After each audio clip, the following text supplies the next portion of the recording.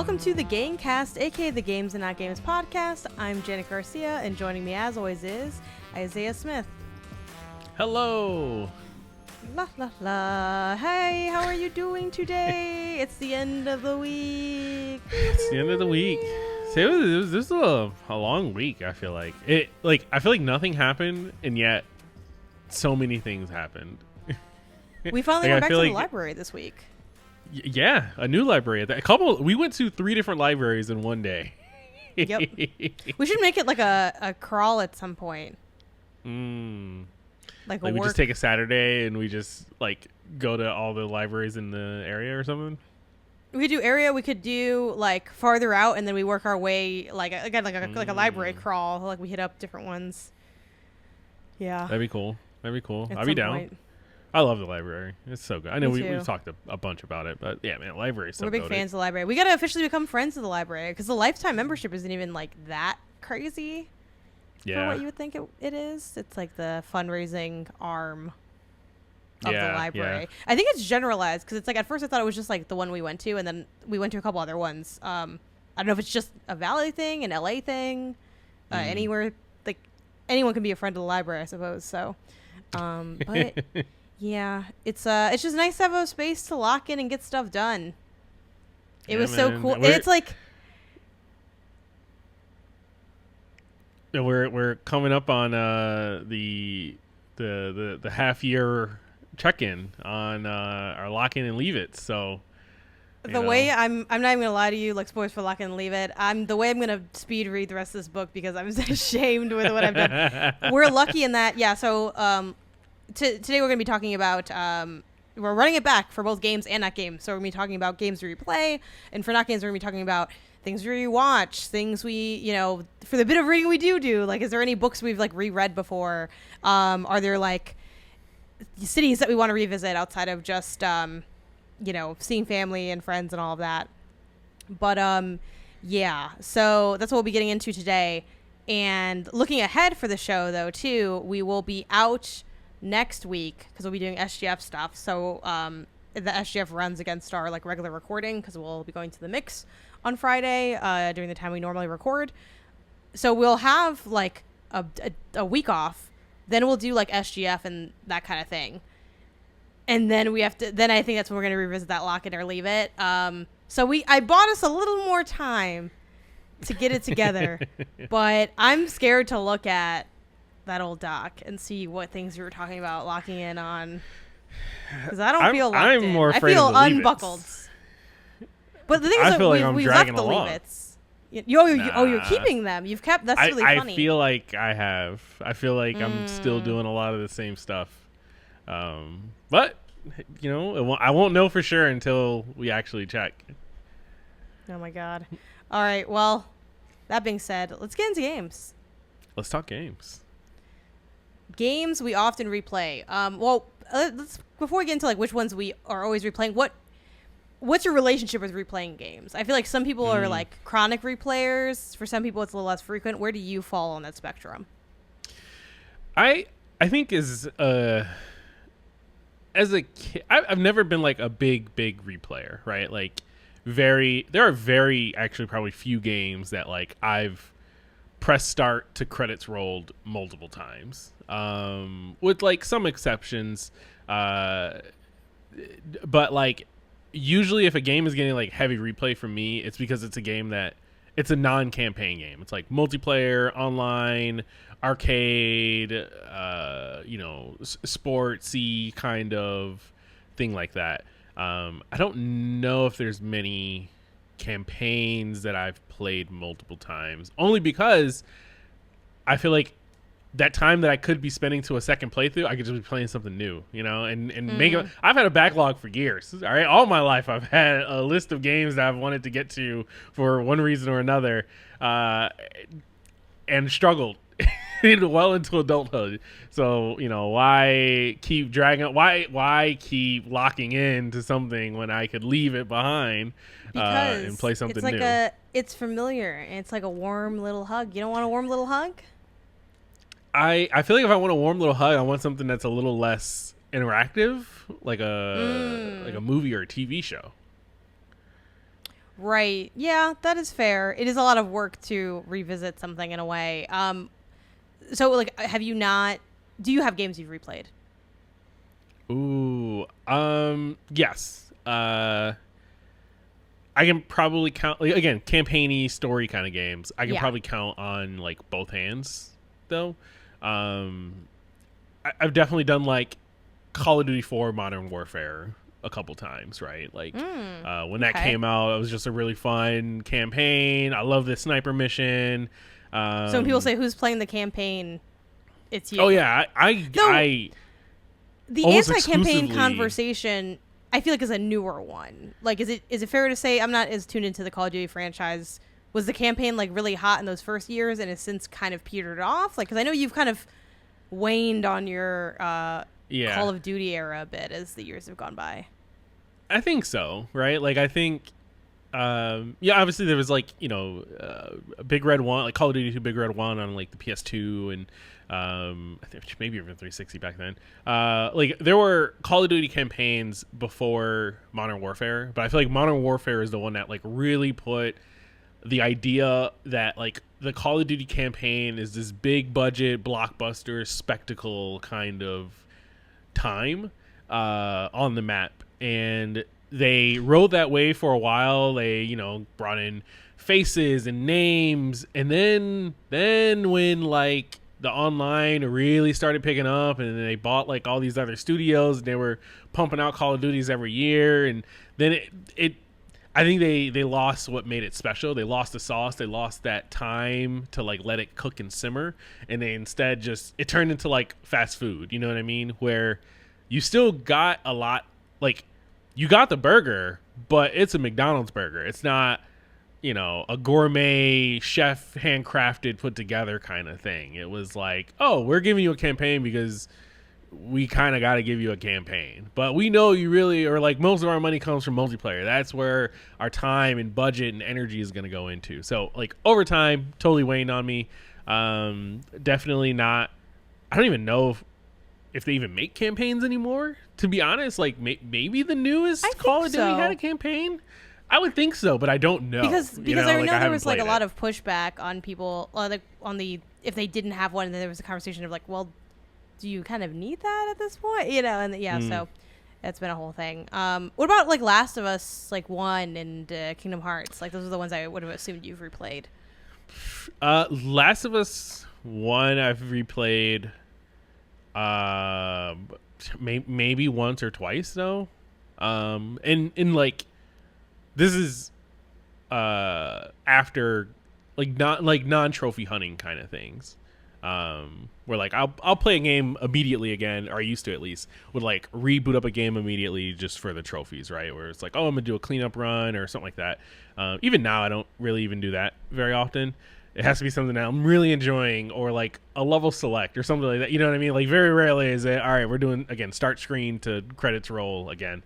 But I do think The Last of Us was one of those ones where honestly both 1 and 2, where it's like, okay, this is a fun enough time. Like each situation, you can kind of go into it a little bit different. How are you going to approach the enemies? How are you going to sneak around? You want to do like no guns? You want to just like melee everyone? Like a game that kind of lets you have that very varied of a playthrough is usually something I might go back to if I'm going to go back to something.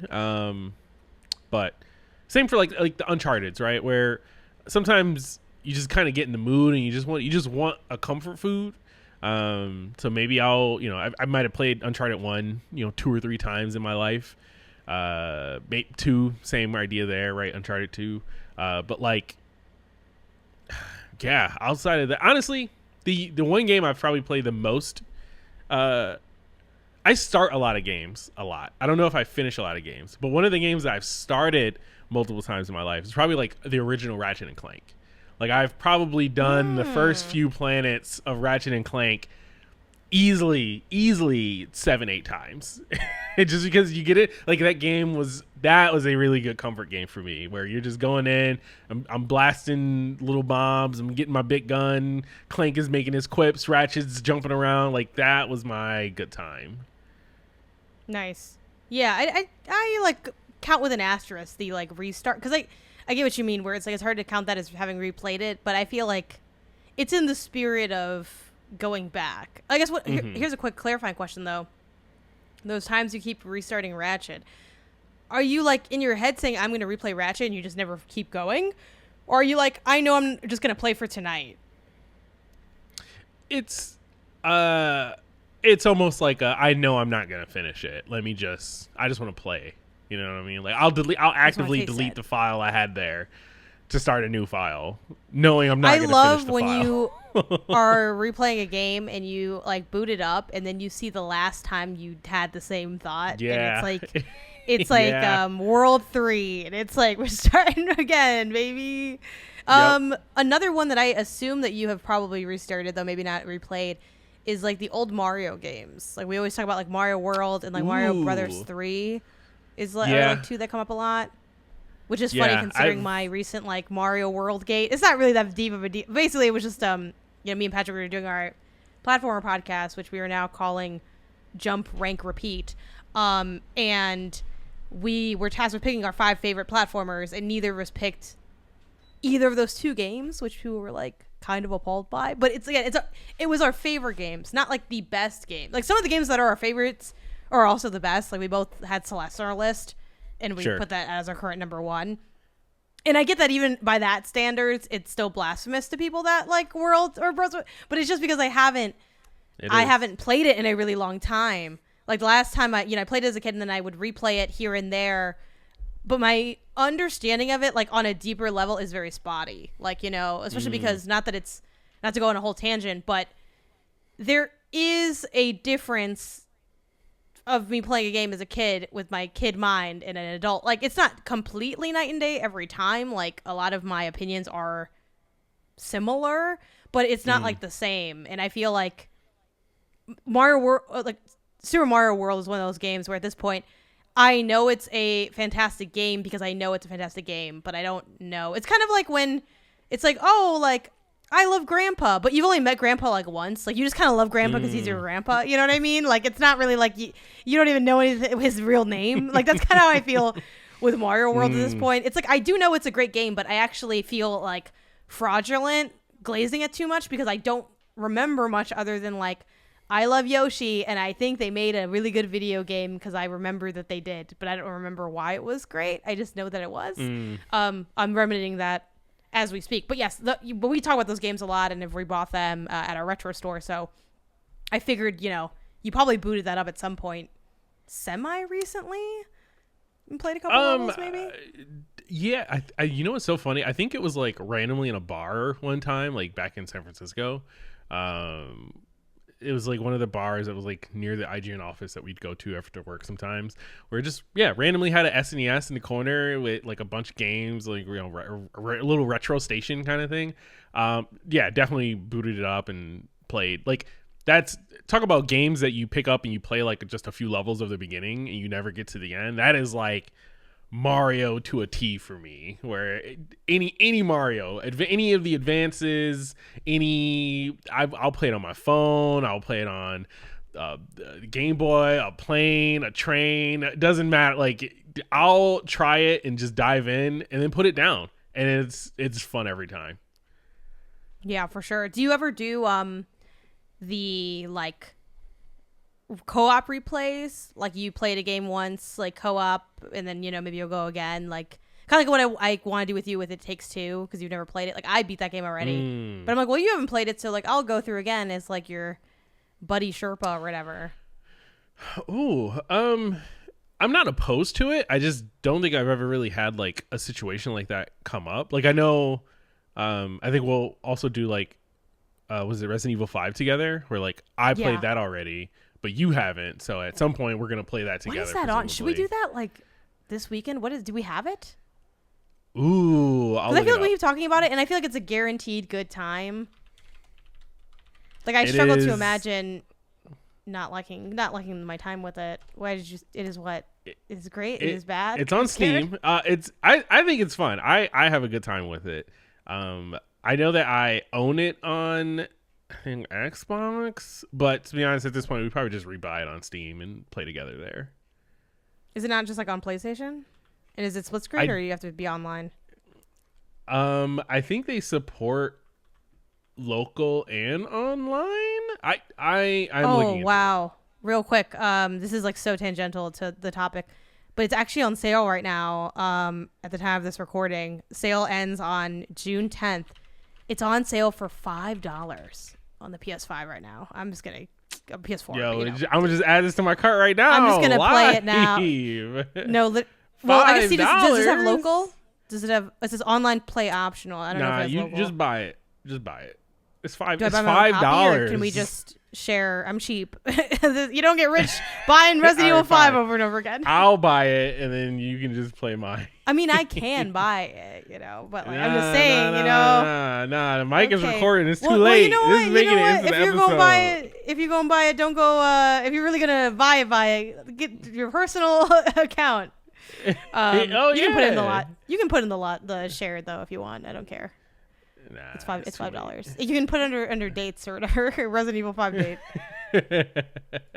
I just don't want you, saying, "Oh, I got $5s of dollars," and then let me find out $250 of those dollars are mine. Anyway, silly stuff. But yeah, that's something I'm definitely open to. On that note, have you played Super Mario 3D World? I don't remember if you've played that. Ooh, is that the cat one? Yes. I've played levels of it. I've not played that one all the way through. If you have an interest, I would happily play that with you at any time. It's a really great game. And the multiplayer is really great in it. Unlike Mario Wonder, which was hell to play together. And I've never done the more challenging levels, which are really hard. So, like, not gonna lie, I don't know if we can get through all of those together, but I feel like we have a good shot at it. We're both pretty capable.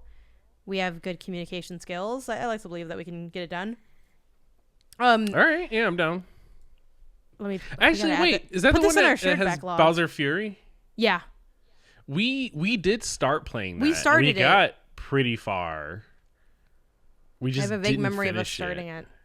Maybe we should. Would you want to restart that? We'll just pick up. Nah, I'm fine just picking that up. I'm not the biggest.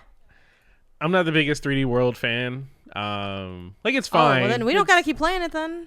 No, I probably should just for completionist sake. My own sort of catalog of games that I've played and beaten. I should probably finish it. You know what? Let me use our shared backlog that we talked about for these things. I'll just mark these as playing, and then we can kind of get to work there. Yeah, that's crazy. I love that game. I think that game's great. Actually, kind of offended that you don't like it. It's one of those. It's so good. I don't know. Maybe it'll grow on you, because there's nothing like you particularly dislike about it, though, right? You're just kind of like maybe. Yeah, no, yeah, I think I think Mario has such high highs that this, even if it's like 8.5 out of 10 or something like that, it's still not the 10 out of 10 and 9.5 out of 10 that you can get. Give him a chance to, and I gotta look.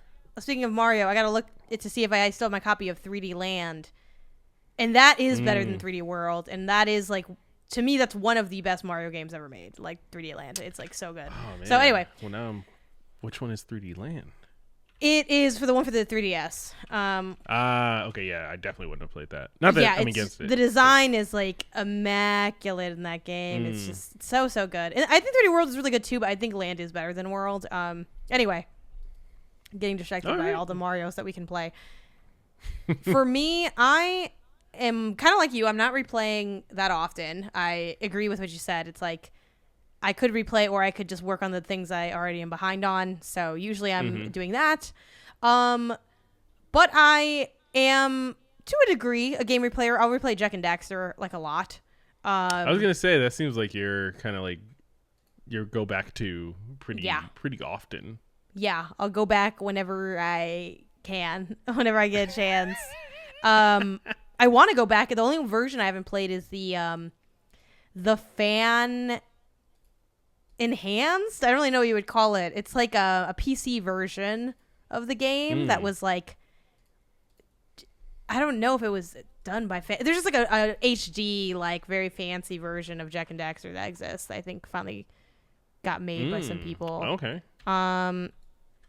Yeah, I have to look into that. I'm not sure what the proper verbiage for that is, but I want to play that just so I can play every version. I still need to go back to the Vita version, which I really have not enjoyed the feel of the Vita, which is a very late and common take. So that's kind of discouraging me from replaying on that, but we'll see. What's funny is that was the only version I played for like a long time. God, I just don't like there's something about like the way the buttons feel on the Vita that's off, which is really strange because it looks almost the same as the PSP, but like I'm like, well, this doesn't feel that good. Maybe I'll get used to it and just need to give it another go. But I'm like, so there's that one. I feel like I probably replayed more as a kid because it was like you had less games. Because I have a feeling in my core that I replayed the old God of War games at various points in my life, but maybe I didn't. Yeah, I think I did though. It feels like something I would have done. They're pretty easy breezy titles to play. I can see that you're thinking if you've replayed them. I don't think I have. I feel like I must have. But I also think, here's a question. Did God of War ever do one of those bundle releases? Because the bundle release, I think, was a good moment to do a little replay in my life. I know Jack and Dexter did that, and I probably replayed when it came out on PS3 and stuff. I definitely feel like there was a collection. Now, was that collection on, like, I think on PS3 there was a collection. Yeah, the God of War saga. And it came with 5 games. So I guess 1, 2, 3, Chains, and Ghost? I didn't have that one then. Yeah, because I never played Ghost of Sparta. But that's, I don't know. I feel like I might have replayed those a little bit. I've replayed Daxter.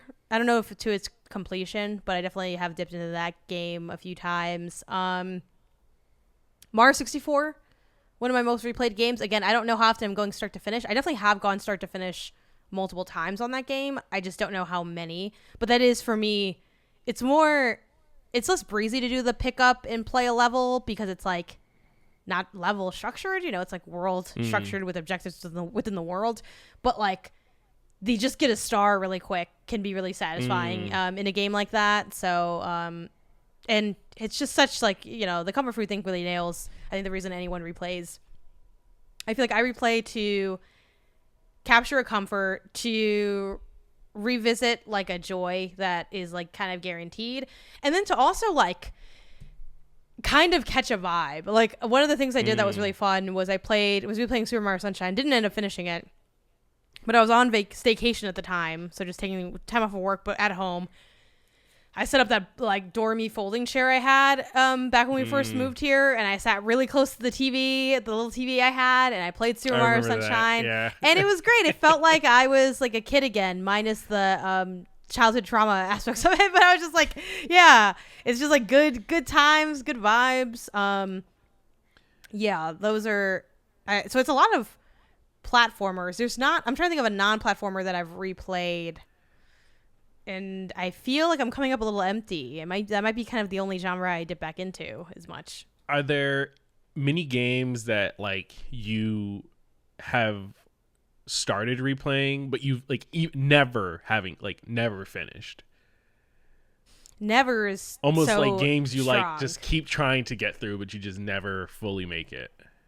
Never is tough to guarantee. I think Sunshine might actually kind of be it. I don't know if I've actually you never beaten Sunshine? No, I've beaten it, but you said you've replayed that's it what and I mean. Not finished it. That's what I mean. Like a game like you. Oh, I keep restarting it, but I haven't beaten it. Yeah. Oh, okay. Yeah. Yeah, definitely. I'm trying to remember what it is. For the longest time, it was The Last of Us 1 until I finally beat that. Oh, that's crazy. Because you watched me start that game so many times.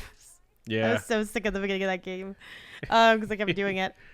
I don't know at this point. I think I finally have kind of shook that off a little bit. I'll open my backlog and see if anything comes to mind. What about you? Is there something that you keep starting and not finishing? I feel like a lot of Sly Cooper. I've started that at least twice and I keep not finishing it. Oh yeah, that's a good one. Yeah, I'm honestly. I'm like, wow, this is good and fun. All right, never gonna continue this. I don't know why I do that, but it is something I do with Sly Cooper consistently. Yeah, that's a good one.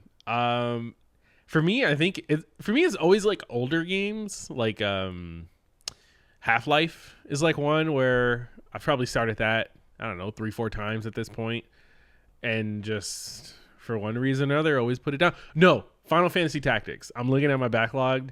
That is a game that I've legitimately probably put collectively like well over 200 hours into, and I've never finished it. Like I've never fully beaten it in any of my playthroughs. Each playthrough is like it in different 30 times? hours. Yeah.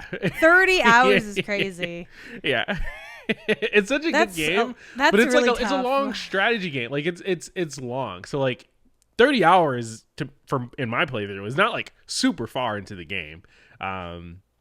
It's, you know, a couple characters in, you've leveled up, you got a couple classes, and then something happens and I put it down, or I lose a save and I come back to it, and it's like, all right, well, let me start all over again, another 30 hours.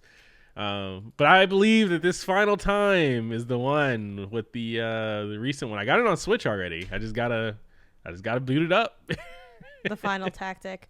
Yeah, I don't have that happen too often, but it definitely happens. Let me also look at my list of games that I want to play for fun outside of work, because that could I usually, the reason I don't have as much of the, like, I keep restarting it is there's not that many games that I'm like, okay, I'm gonna restart it. Like, I feel like I either give up or I just continue with where I am. Like, I'll the shelf life on my games is like, can be incredibly long if the genre allows. Like, there are some styles of games that I think you just kind of can't come back to. Like, I made the mistake with Blueprints of putting it down for too long, and then I just simply could not come back, and I'm like, I'm not going to redo it. So the end. That's fair. But like Epic Mickey Rebrushed is a game that I think about way more often than the people that even worked on Epic Mickey Rebrushed. I had a really good time playing that. I would love to finish it. When I pick it up, I think I'll probably just continue where I am. I think it's, you know, it's not really a complicated game. I also don't know that you've ever made it that far into that game. No, but the thing is, if you keep restarting it, that's how you end up never, like, because then it's like, I'm going to sit down, because I know what's going to happen. If I were to restart Epic Mickey, that means I'm going to sit down. The day I restart it, I bring myself back to where I was when I sat down. That's dumb. I can just keep going. Yeah. I can picture the levels in my head. I know I went to that watery forest one. I was in the one that was like the amusement park. Just keep on going, you know? Keep brushing. Versus like Red Dead 2, I put decent hours into, probably like low double digits, maybe high single digits. I'm just gonna restart that because that's like way more of like a story game, and like I feel like mechanically there's a lot going on, so I wouldn't want to just pick that back up like years later. That is, I've only played through the first Red Dead. I have Red Dead 2 now through the PlayStation Plus. It was like one of the games where they recently added it. I'd be down to tag team that game with you whenever you get to it, because I feel like if not, that will be a game that I pick up and put down dozens of times. And maybe together collectively we can be hold each other accountable. Morgan. Yeah. Yeah, that could be one. I mean, I have like a lot of games that if I were to go back, I would restart them. Like, I really want to actually, I don't know if I ever started Will of the Wisps.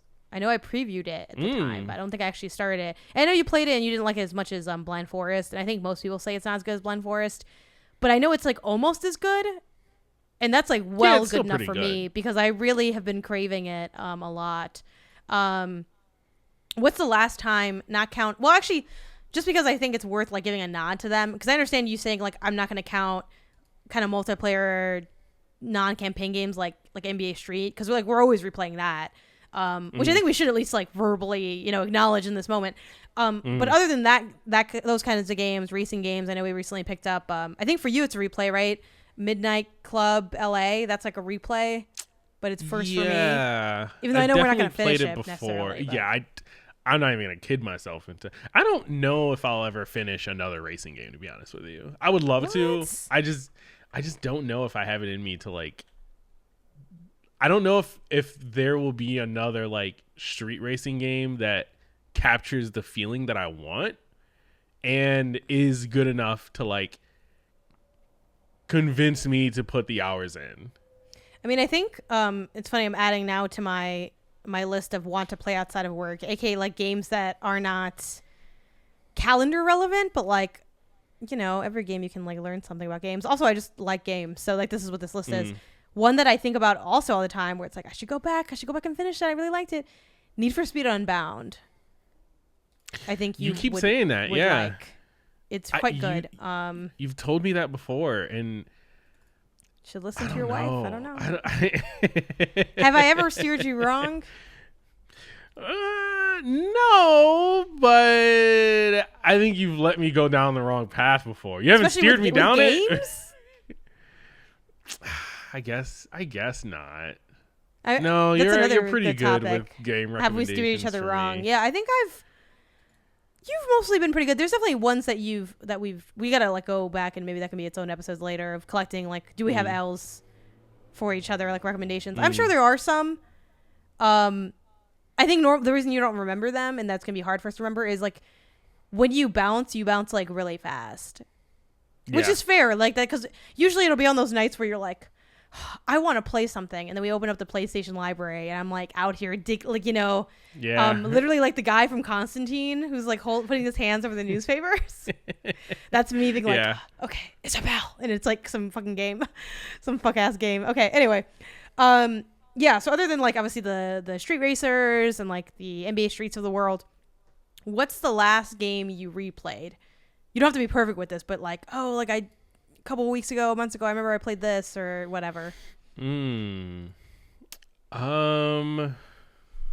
if you didn't finish it, but it's got to be like kind of significant. You can't be like 5 minutes or something of like booting up, Mega Man or whatever.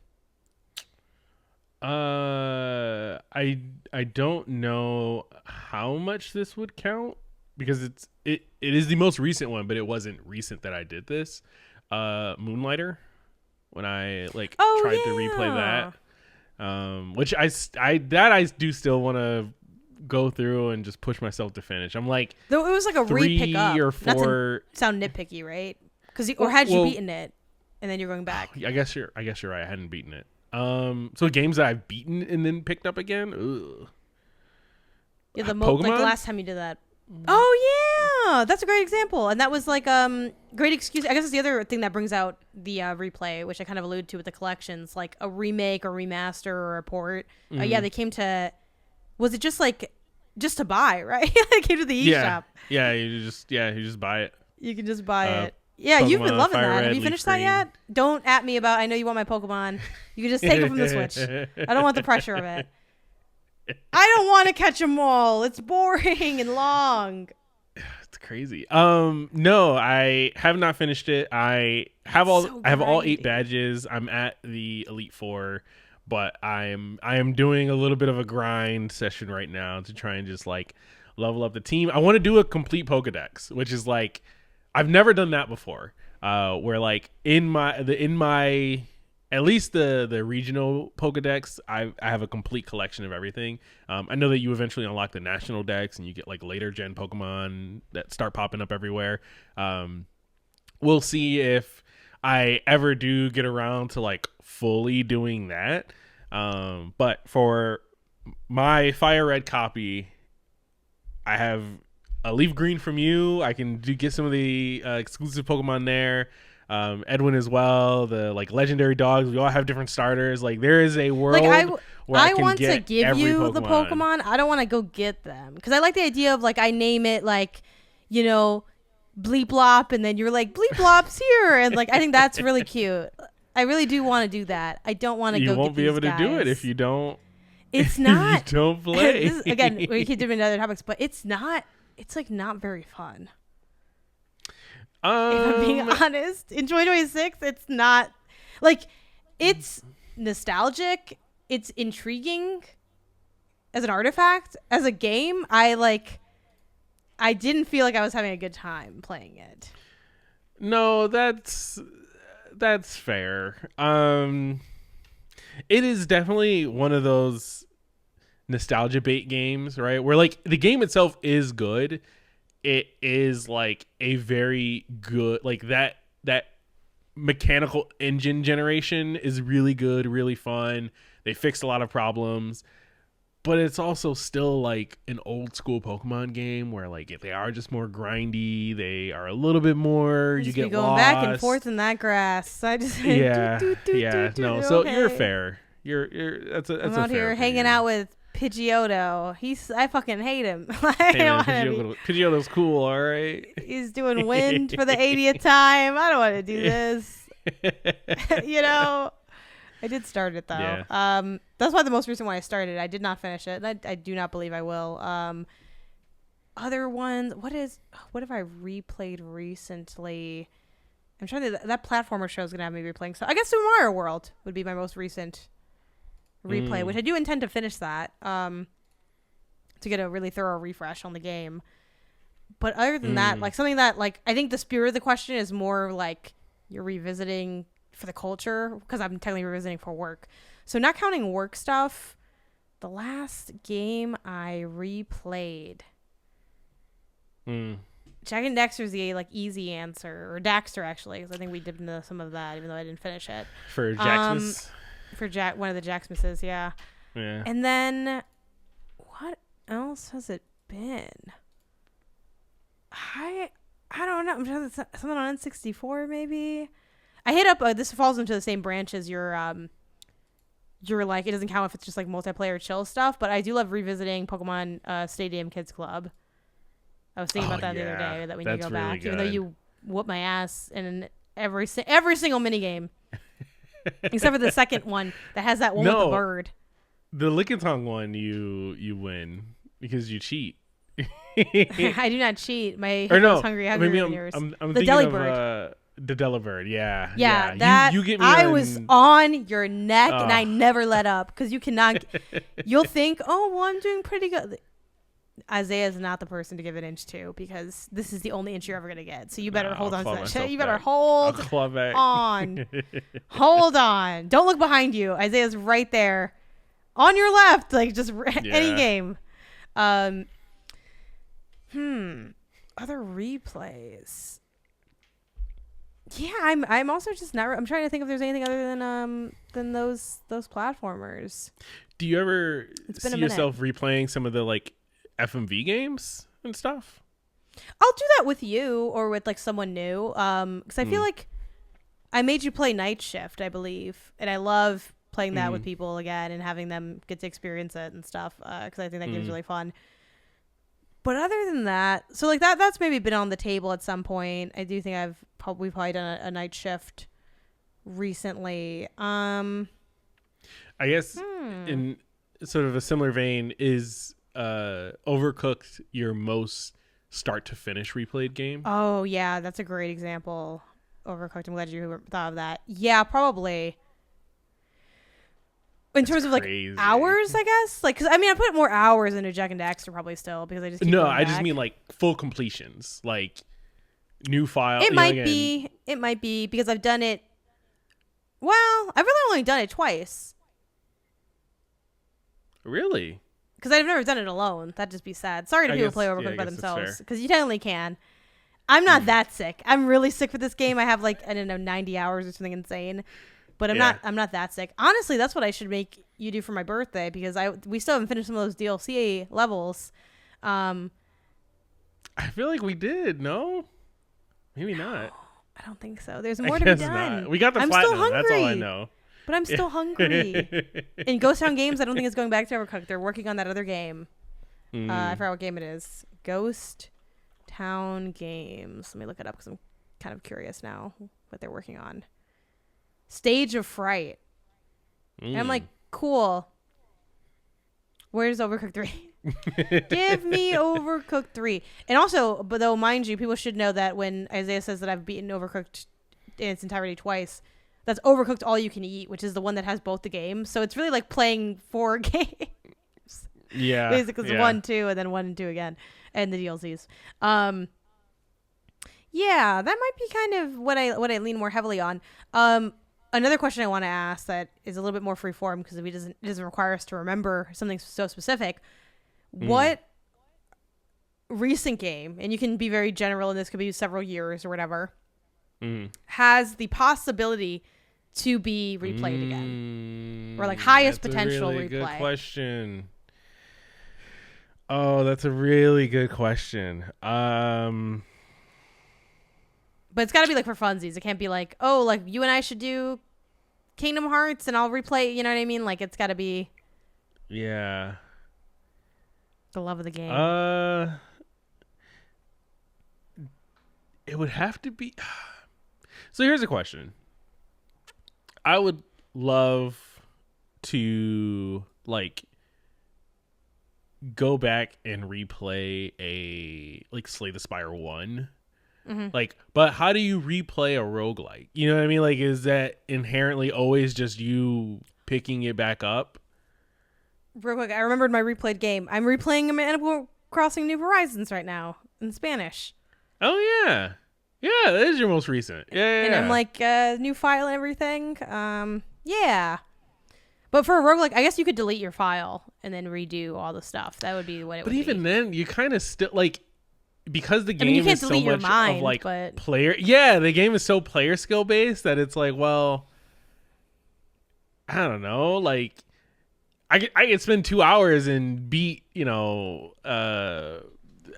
Wilds like 3 times, and it's like, well, that doesn't really count. Yeah, I think as a replay. I think Outer Wilds is way different than Slay the Spire, because Outer Wilds has like a literal campaign. I mean, so does Slay the Spire, but like Outer Wilds doesn't have randomized elements. It simply is just like a time loop game.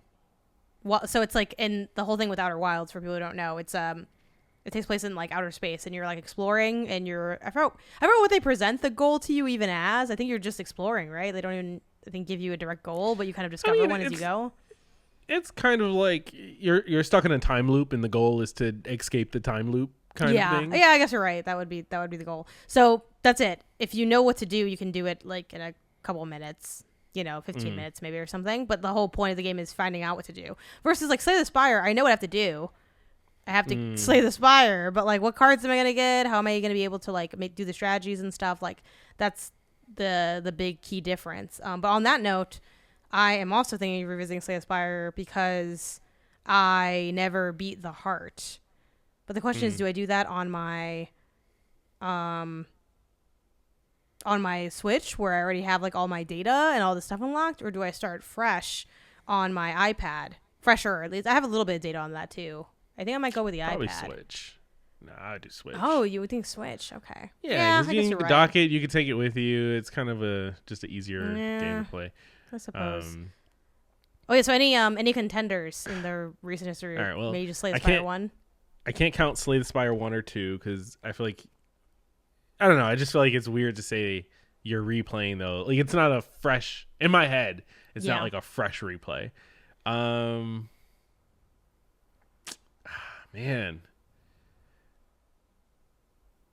I don't know if I would ever finish it again, but Silk Song is really good, and I think that game is fun on sequential plays just because the game is challenging enough that like you can be better in the beginning and it's still kind of tough.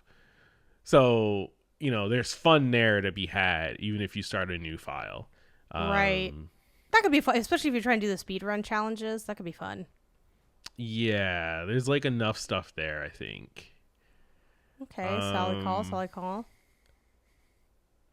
I don't know. I mean, the game's not out yet, but what is it? What's the next Naughty Dog game? The Galactic or something or another? Yeah, something like that. Something in space. Yeah, I'm sure I'll replay that. That's almost like a guarantee. I don't know if there's a Naughty Dog game that have you replayed Last of Us 2? I don't think you did you? I did for trophies. Again, that was like kind of that like cleanup but not thing. Not a full like replay though. Like, no, not like I'm done with the game, I put it down, and then like sometime later I pick it back up again. I've been wanting to do a front to back of that game, but it's also just a really dark game, so that's why I haven't done it. Because I'm like, I'll do that while I kind of double dip. Like I'll do the cleanup you're talking about, but then I'll also just keep going. Like I want to do that for both of Last of Us 1 and 2, but I'm like, it's kind of depressing. I don't know if I really want to do that. I'm looking at like some of my favorite games from the last couple years. It's like, man, I really just don't be replaying games though. And then I think you made a good point with the roguelike games. Like some of those don't feel like they even can be replayed in a way. I do want to go back to Balatro now that I know how to think about cards. But is that? Oh, I guess I don't know. You but tell Last Try me wouldn't if that's count you because it's kind of playing just it like, again, though. You know? Yeah, it's not really me playing it again.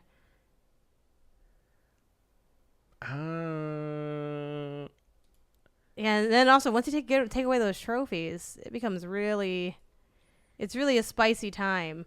I could see, okay, so here's something I could see myself replaying. I could see myself replaying Breath of the Wild. Because I think it'd be fun to like do a completionist run of Breath of the Wild, like getting on the Korok seeds and stuff like that. So like a slow, like really completionist playthrough, like that's what I was thinking of doing. In a similar vein, my choice for that would be like a Fields of Mystria, where I glanced at that as well. Yeah, shout out to Sarah. every replay can be pretty different, you know. Yeah, Stardew Valley I think is also like in a like any of the kind of farming same idea. sims. Yep. Yeah. So many unfinished games on some of these lists. I really started locking in on that to try to avoid having too many of those titles. Because you can't choose anything that's too long. I think you also if don't want to choose anything that's too short. If the Horizon franchise dies, which I shouldn't even speak into existence at all, I could see myself replaying those games because I love those games. But I'm not really like jonesing to replay them because I don't feel a need to. Like I feel like they'll get around to it sooner rather than later, kind of thing. I'm not really too pressed about that. I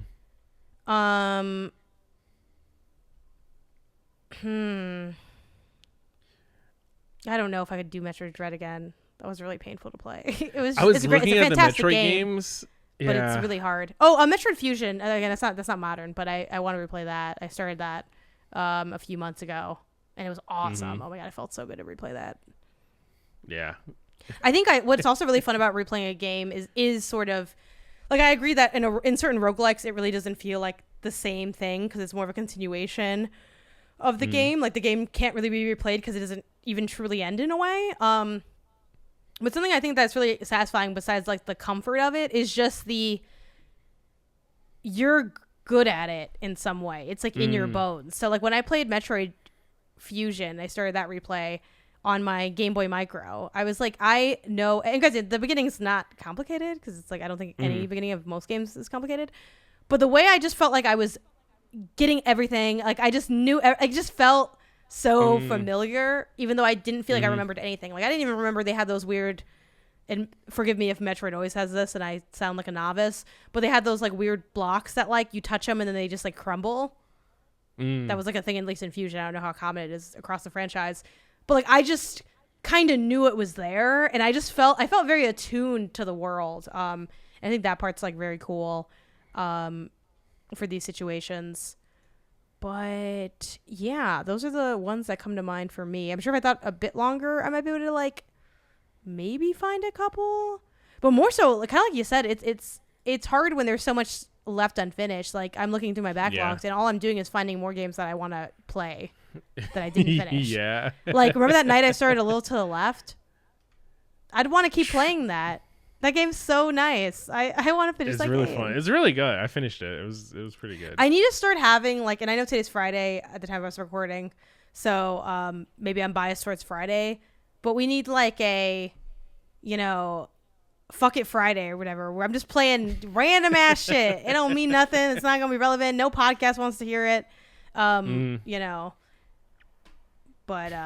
yeah, that's how we need to start moving with these games. I mean, that'd be really good.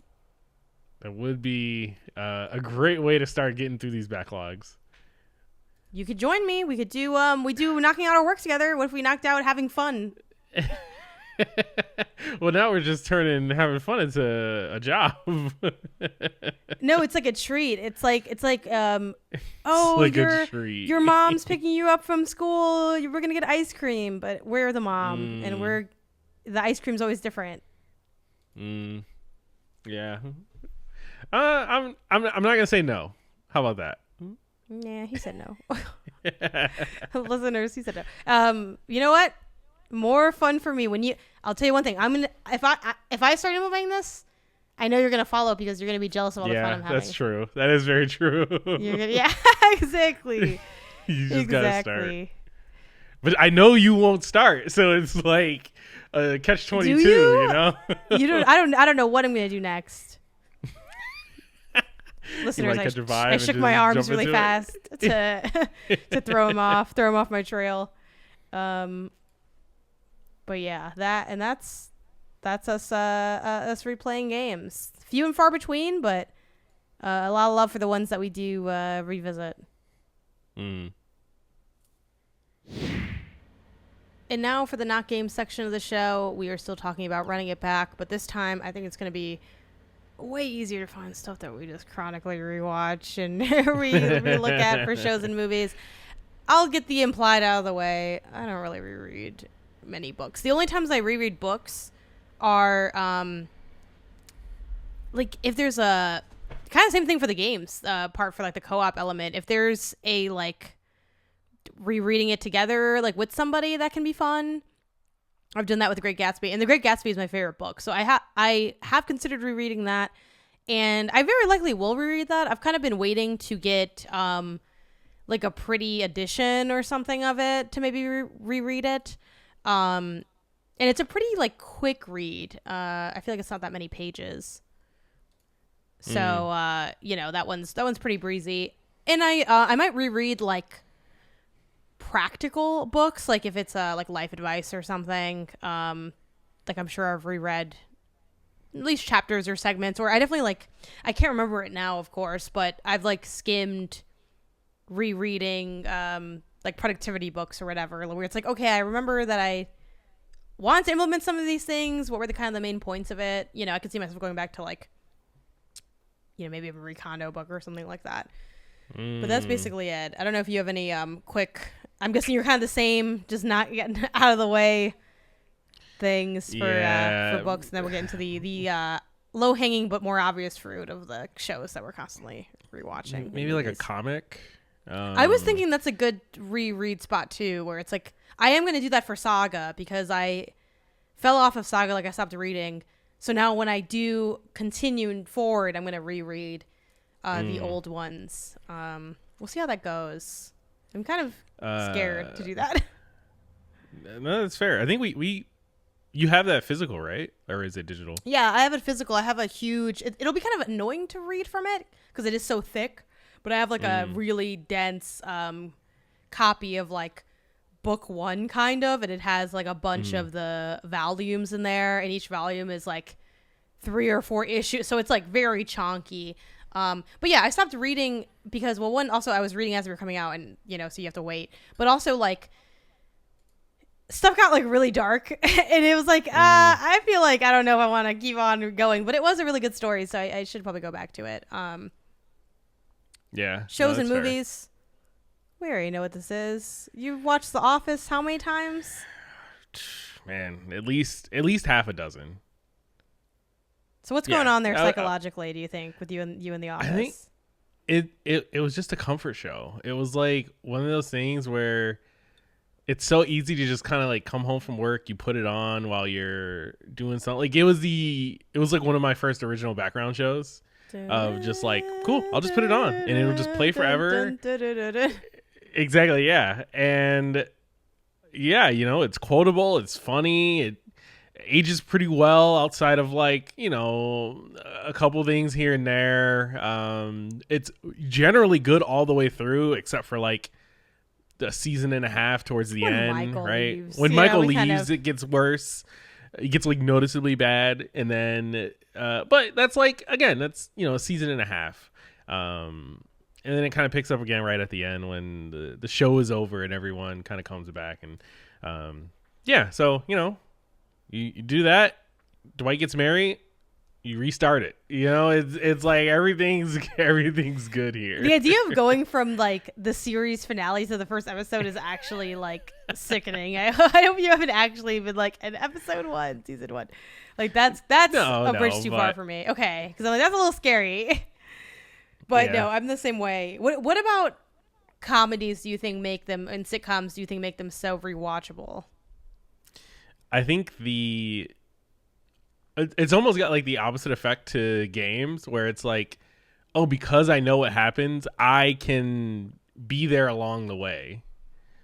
You know? Yeah. Do you feel like you gain anything? Like, how often do you feel like you gain anything new from rewatching? Like, are you still like picking up on new things? Are you laughing at jokes that you forgot existed at all, or does that kind of, stave off at a certain point? I think if it's funny enough, it stays funny. Or at least it becomes funny in like a different kind of way, right? Where, for example, honestly, at this point now, my most rewatched movie is probably Ocean's 11, right? And it's like the first time I watched it, yeah, movie was fantastic. The first time I watched it, it was funny. I was laughing at moments. When I rewatch it now, I'm not laughing at as many moments, but instead I'm quoting along and I'm still like having a good time when that funny thing happens, because I know it's going to happen, and it's like I can be there too. Like it's I don't know, it's weird. It's weird like that. I was having like a weird, this is kind of tangentially related. I don't listen to a lot, or I don't like musicals very much, like kind of at all. But there are some exceptions to things. Like I like Hamilton all right. I'll enjoy a couple of the songs. I played the How Do You Write Like You're Running Out of Time yesterday or whatever. And I was like listening to some of that yesterday, and I was thinking, oh, but I love music, so it's very odd that I don't like musicals, but I don't know. It hasn't really stuck with me. But I was like, maybe part of why people love these musicals is you can kind of just keep, there's different iterations of like stuff that hits Broadway and different performances. So you can kind of like keep almost like revisiting the thing in a way. Obviously it is different, like it changes each time, but it's like riffing on the same thing, but in a way that I feel like is more positive than like, if you get like a remake or a reboot of a show, it's like, geez, like just like it's always not bad at best, which I really hate. And I know there's probably some people might want to name some exceptions. People have said the King of the Hill one's actually really good. I haven't tried it. I haven't had the heart to try it. I don't want to try it. I'm the same as you. Ocean's 11 is my most rewatched movie. I actually was very in the mood to rewatch Goodfellas, which is another heavily rewatched movie of mine. I need to put that on. That mixed with Slay the Spire. Oh, that might just be too much to enjoy. I don't agree with you, but I understand where you're coming from, because it's over 2 hours, right? I was going to say, it's like a 2:15, 2:20. I'm so game pilled. I was going to put Goodfellas How Long to Beat, which is like really upsetting. 2:26. She chonky. Yeah. But every moment's I don't feel like there's anything I would cut from that movie. It is really good. I love Goodfellas. But also when you rewatch a movie, I mean, I don't like to stop a lot of movies like partway through. What the beauty of a rewatch of a movie is you really don't need to finish it or in one sitting. You can kind of just dabble and have that be enough. Yeah. Also, what would you say are like your top 3 rewatch? So we know that Ocean's 11 is probably in top 3 for both of us at this point. Yeah. What are your next 2? For like most I've seen? Yeah, like movies you've rewatched the most. Oh, for just movies. Okay, so then Oceans, Goodfellas, low key there might be an argument for Rush Hour. I watched the before movies a good amount, but I still have only seen them maybe like 3 times. Rush Hour I do like come back to a lot. It's a great background movie, and it's also like regularly on TV, so it's like hotel room TV movie kind of thing. And I like that movie a lot. Some other quick nods. I've done at least like Batman Begins is very heavy because I had it on PSP. Hitch, huge. That one is like that one beats all of the things I've mentioned. Yeah, have a weird just history of rewatching Hitch on PSP, right? Is it weird, or is it a moment in time that was beautiful and fun? I had a great time watching Hitch on UMD. I would say it's a little weird. Yeah. They wouldn't have made UMDs if they weren't if not to worry. Yeah. The point is to enjoy the PSP, and it's like an all-in-one device. Just because you were not using the PSP to its full potential, my PSP lived a happy life. She was a movie player. She was a game console. She was an MP3. The only thing I didn't really do with my PSP is save photos on there and browse the web. I was never really into like the web element of things. You know, I've always, even as a kid, I was an old man. I'm like, I don't think we need internet in our games. And you know what? I might have been onto something because things haven't exactly gone great in some regards. Wow, to that trendsetter from a young age. Ownership. Yeah, I was like, I like to own my media. Anyway, yeah, those are really up there. I'm trying to think if I've forgotten any. Obviously, I've seen like certain animated films are inherent rewatches because like they're kids' movies. So as a kid, you probably watched them a good amount. So I watched Aladdin a good amount with like I don't know if we own that yet. I know you've been buying. I don't think our core media on Apple. I don't know if there's an easier way to say the Apple ecosystem. It's Apple TV, yeah. Yeah, but Aladdin definitely needs to go on there. Really good. That might be like the main ones. Dark Knight I've seen quite a bit too, but Batman Begins I've seen more because I had it on UMD. Dark Knight might be the movie I've seen the most in theaters as well. Yeah, I think I only saw it like 2 or 3 times in theaters, but that's 2 or 3 more times than I see most movies in theaters. Yeah, exactly. It doesn't take that many theater viewings to be the top. What do you think is there. longer, Dark Knight or Goodfellas? Oh, that's a really good question. I'm gonna say Goodfellas, but only by like 10 minutes. No, you have it inverted. Dark Knight by a little bit under 10 minutes. Goodfellas is 146 minutes. Dark Knight is 152. Wow. Yeah, I figured they were close. Those are 2 just great long movies. It is definitely like Dark Knight in particular. I feel like everyone who's wanted to see Dark Knight already saw it, so you really can't spoil Dark Knight. But without getting like too bogged down with the plot details, Dark Knight's interesting because it kind of does hit certain points where like, and I guess they're ending, and they're like a bunch of shit popped off. It's not, so yeah, it's a great movie, and I loved our last rewatch of it. It was so fun. I forget why we did it. I think we just said, what if we watch The Dark Knight right now? Wouldn't that be better than what we're doing? And if, to be honest, it probably was. It was like it's like, why are we not just it's like this kind of now we're almost veering into the opposite of what we started with games, where it's like, why would we play stuff we already watched when we could like played when we can play new stuff? And I'm like, why am I ever not doing the best shit that I already have, which is watching these films? Yeah. For shows though, I'm pretty much all in on the sitcoms for the rewatch. Most rewatch sitcom is probably still How I Met Your Mother because I had all of them on DVD. Seinfeld is up there very high because I had all of that on DVD. The Office I've seen a good amount too, which I've done streaming on all of these as well. But like back when you didn't have streaming and you just had the DVDs, it's like, well, obviously, and then it was so easy to consume it because it's just like you put that disc in, fucking hit play all, fuck it. Like, or like just select each one over and over again. Like, there's something really fun about that.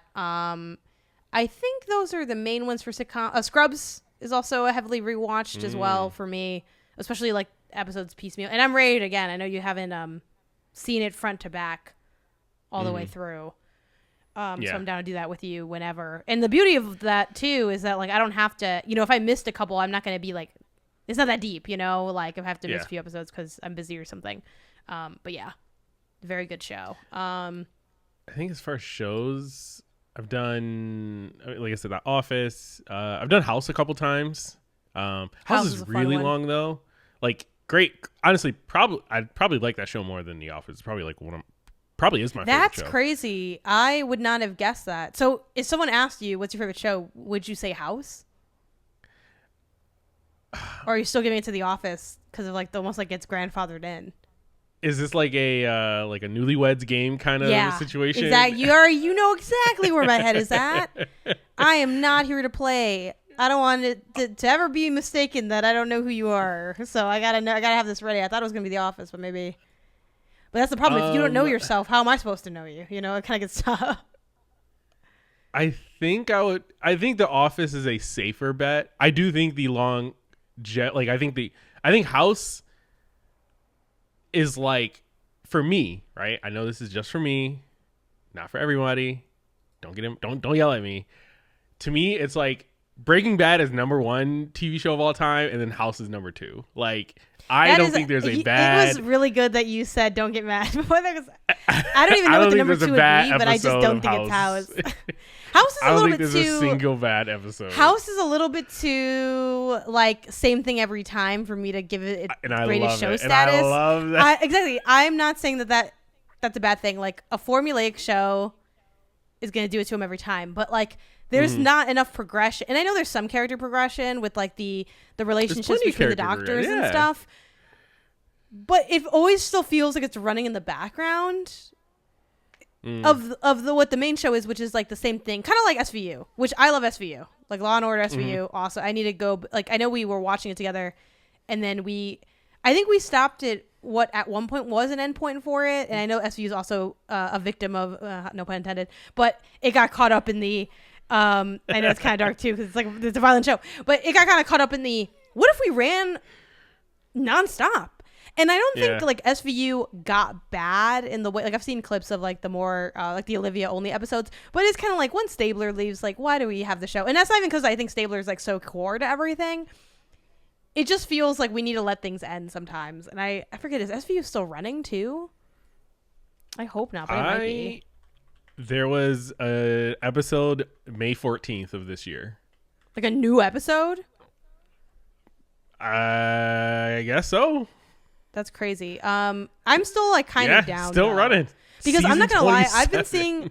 I've been seeing clips on TikTok from SVU. So, like, a new toxic thing that's been happening to me on TikTok. Because it's like there's one thing to like scroll TikTok and be on there for like too long, where it's like, all right, I should probably do other things or watch a TV show at that point, because that is something that I've been trying to deal with myself, where it's like the amount of time I scroll TikTok, I could have just watched a TV show and it probably would have been as good, if not probably better, because I think it's curated, so you know you're not like TikTok is like the ultimate flipping channels. But what if you got like a whole thing each time? It's like very addictive.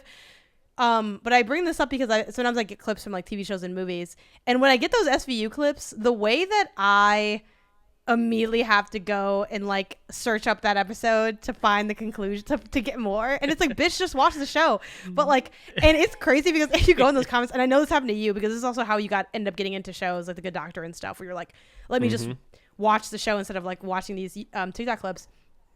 But in the comments of almost every SVU clip you'll see on TikTok, someone comments, can someone spoil it for me? And then someone will tell them the rest of the plot.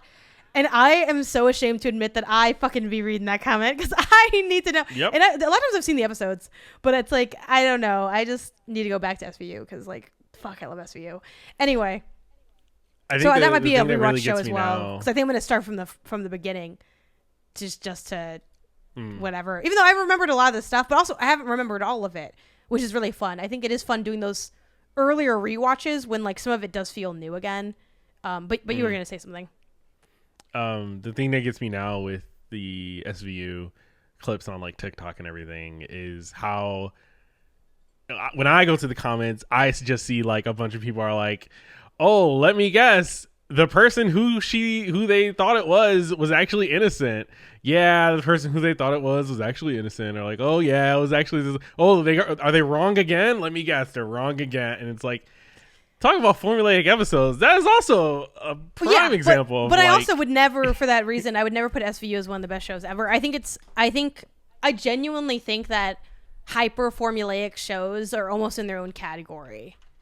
You know, because it's like, I think, like for instance, Grey's Anatomy has way more like drama and intrigue and like plot development and movement going on than House does. Like in Grey's Anatomy, like the characters are at the forefront and the plot kind of happens to be happening, which is great because you kind of eat in all directions, where it's like, oh, I get the drama of these characters and whatever like medical situation is happening. While in House, I feel like the medicine is kind of more interesting, even though I know all the medicine's fake, so like don't at me, I know it's all like inaccurate. It's like the medical part of House is like what's interesting, and the characters are like the side dish to the experience.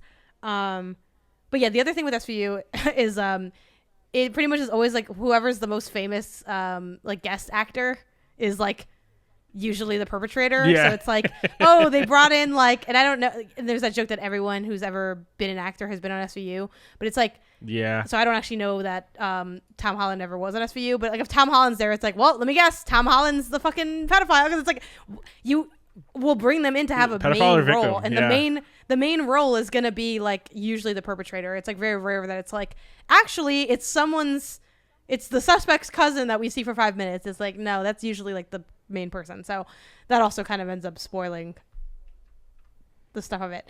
Anyway, are there any other shows and movies that we need to give a tip of the hat to? I'm trying to go through now and see like just like kind of like IMDb's like top shows basically, just to see like, oh, like which of these have I maybe like rewatched a lot of. House. I want to do a rewatch of Sopranos, but I started on that, but then I kind of lost steam. I need to do a single watch of Sopranos. I would definitely watch that with you for sure, and Edwin would love your update because Edwin loves Sopranos. Like whenever Edwin, I know you listen to the show. Whenever like Edwin stays over to pet sit for us, like my YouTube algorithm shifts to like feed me more Sopranos clips, and I know it's because they sensed him into the house. It's like Sopranos clips and then like random like NBA highlights are usually what's like what remains.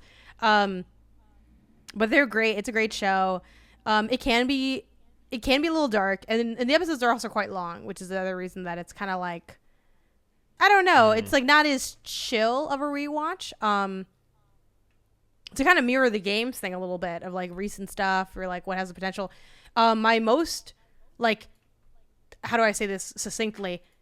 The newest released show that I've rewatched is Reread season 1. Okay. Because much like the comparison of the trilogy collections or whatever, I had it. We watched it on Crunchyroll, and then you gifted me the DVDs/Blu-rays for my birthday, I think it was. So then I rewatched it that way because I'm like, oh, now I have like this fun way to watch it. And it was a good way to prep for season 2, which we still needed to do that full watch through, where I just want to take a weekend and kind of knock it out. Now that the dubs are all out. But yeah, that's the most recent one.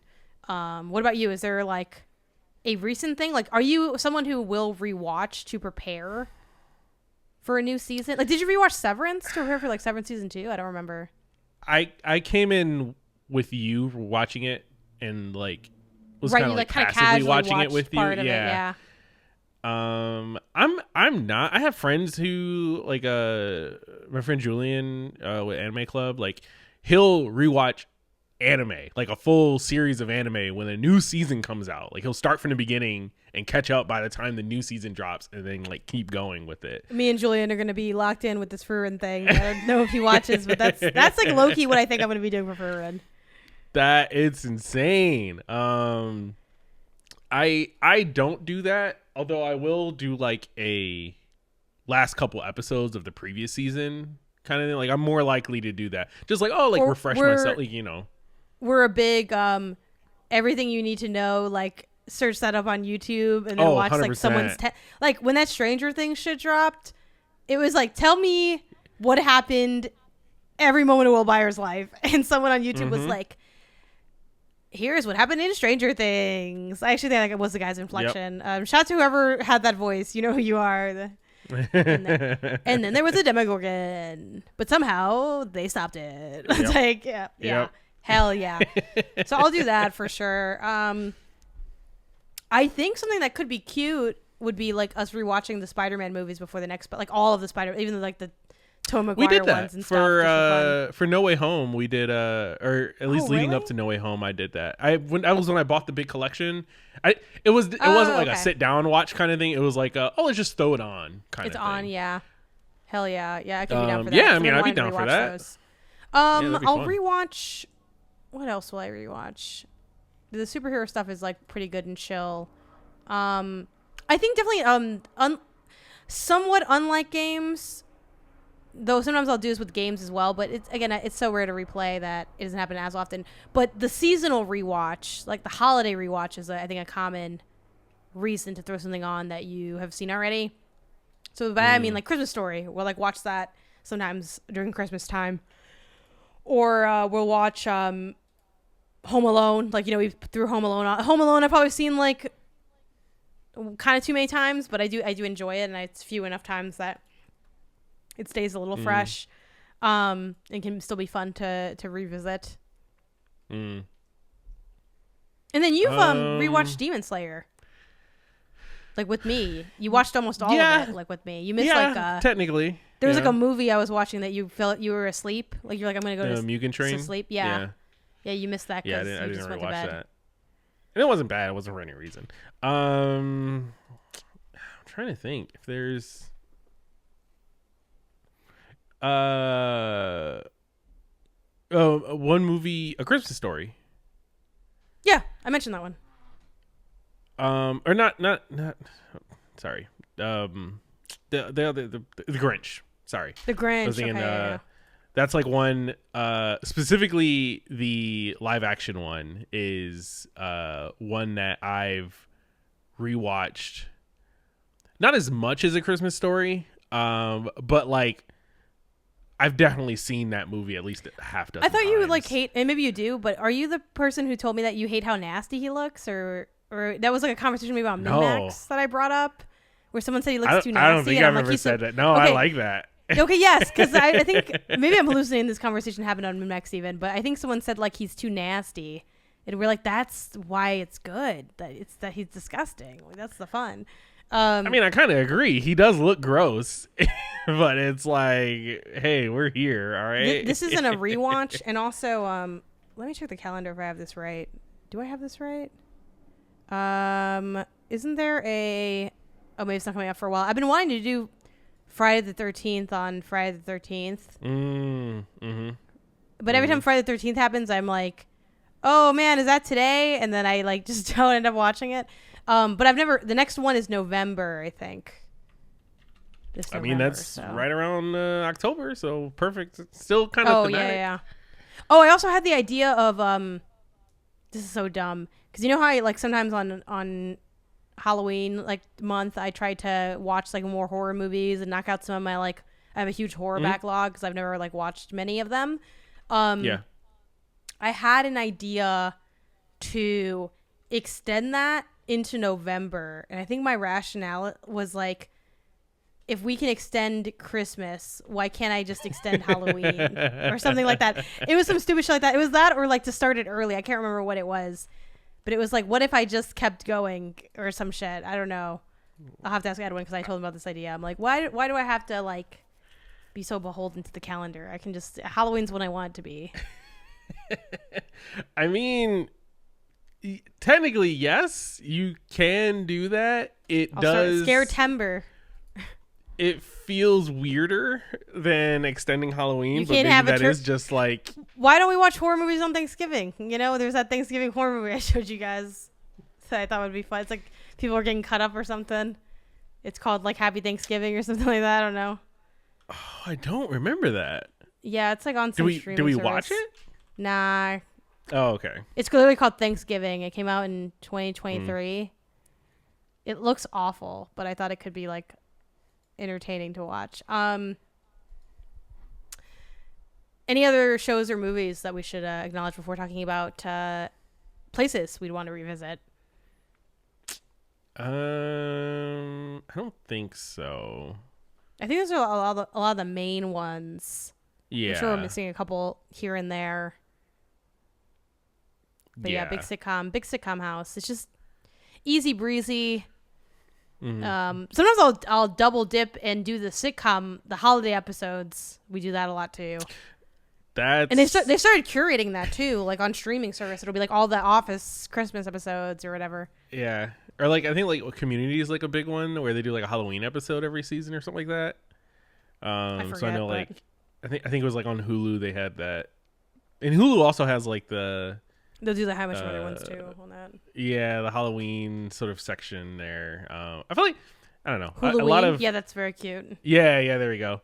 I wonder if like the general have I rewatched more like holiday special episodes like or Halloween themed episodes than non-Halloween themed, you know what I mean? Like yeah, I almost feel like it's like a cop-out if it's like the centered around a holiday. Yeah.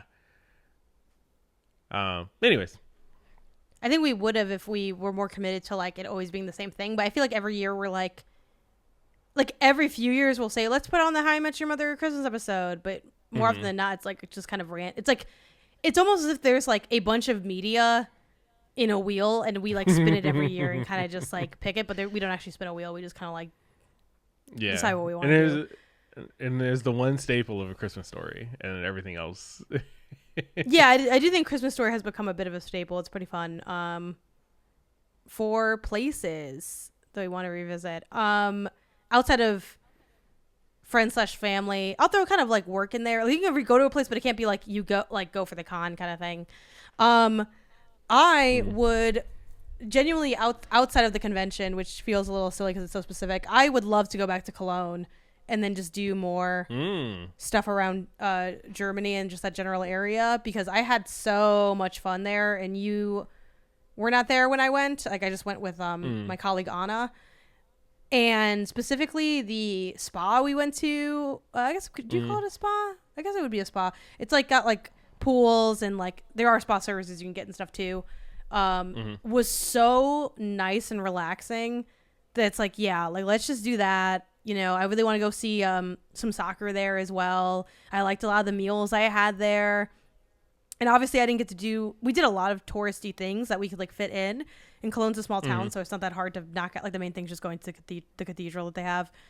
And then you're kind of done pretty much. Like, there was a museum of chocolate, which we went and we were like, did you like this? And we're both like, no, not really. And I'm like, great, because I'm glad neither of us was like, this was fucking sick, you know. Yeah. But I would love to go back and check out more areas and stuff. So that's one that I'll throw in the ring.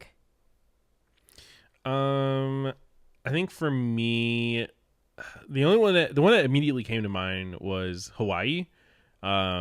We did a vacation there very early on in our relationship, and we only went to one island. It would be fun, I think, to go back, revisit that island for sure, because I think it was the big island, right? It was Kona. Yeah. And then but just like see other parts of that island, but then also like island hop a little bit, see, you know, a little bit of everything else that they have going on there. I think would be cool.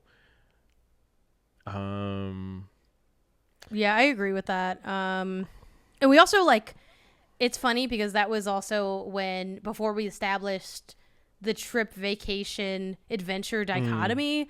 So like I kind of felt like, well, what are we doing? And you're like, we're just kind of chilling. And I'm like, but I also didn't feel like I chilled enough either. Like, there's some things from that trip I really liked, but I feel like it was kind of, I want to know more about what was happening. And it was kind of a hodgepodge because it's like, we did some relaxing, but then we also like had some stuff that we were set up to do. So I feel like we could like, but we kind of went for that reason, like to just kind of like, oh, just go and like, let's not like plan it out or whatever. I was just excited to be there. So I was like, cool. You know, we went with some of your friends on that trip. And yeah, I would love to go back. I think about that black sand beach that we went to a lot. That was probably my favorite part of the trip. Man, that thing was so beautiful. It was really cool. It was insane with the turtles and everything. Oh, it was so good. It was, yeah, it had that big turtle. So yeah, that was sick. I mean, I like the other things we did, of course, as well. Like the Kona brewery tour was really fun to like get to do. But it's like, oh yeah, like I didn't even, there's not even things I wanted to do that we didn't do because I didn't even look at what you could do. We like really just kind of went. And I think it would be fun to go with like a little bit more thought behind it, even if it is like the same kind of vibe of like, oh, kind of a mix of things or whatever. But yeah, I would love to go back. I also want to go back to Mexico is probably my highest one. I went as a kid. That's the only time I went. I went when I was 8. I'd love to go now that I'm not 8. Like, I think that'd be a lot of fun.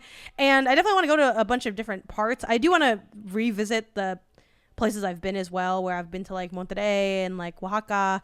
But, you know, add some other ones in there too. You know, Mexico City is like a big one. I would love for us to go to Tijuana because it's like right by us. Frankly, It's kind of crazy that we haven't gone to Tijuana yet. We probably should work on that and knock that out. But yeah, that's one of my other big ones. In a similar vein, also kind of like near us, and there's no reason why we haven't been back besides just not going back. San Diego. I really liked I really liked when we went to San Diego. That was fun. It was chill. It's a chill beach little town, you know. There's a little bit of stuff going on. Yes, there is like, you know, Comic-Con calling San Diego a little town is kind of like, I gotta speak for the San Diego people. The disrespect they're calling it a little town. I mean, look, hey, when you're quit while you're ahead. An hour away. Just say it's a lovely place. Anyway, but no, I want to go back there, you know. But yeah, we had a really fun time there. Even though we also like didn't do anything in particular, but we had was it a hotel or an Airbnb? It was an Airbnb.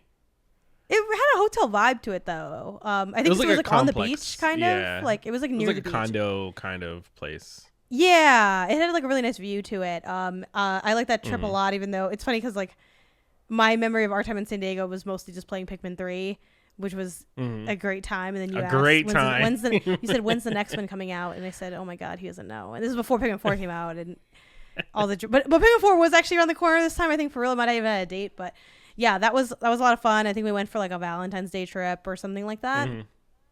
That was a good time. And I've been before as well, where I went with my family. That was like was it our first big trip? I think, it was our first like kind of big trip together in like the more modern era. Like we went to that Mexico trip when I was a kid, but we weren't a big vacation trip or what do you want to call it? We ain't do it. Like we're not big on that. So that was like something that my brother spearheaded, getting us to get together and do that. And that was a lot of fun. I think the zoo is the big thing that I really want us to do when we go there. I've been to the zoo before, but it's my favorite zoo. I think it's really great. SeaWorld is also there, right? SeaWorld is also there. Yeah.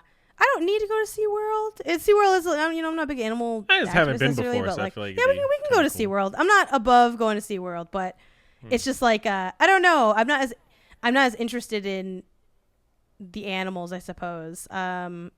And then like seeing them perform, it can be a little sad, I guess. It's like, oh, I hope they're fine.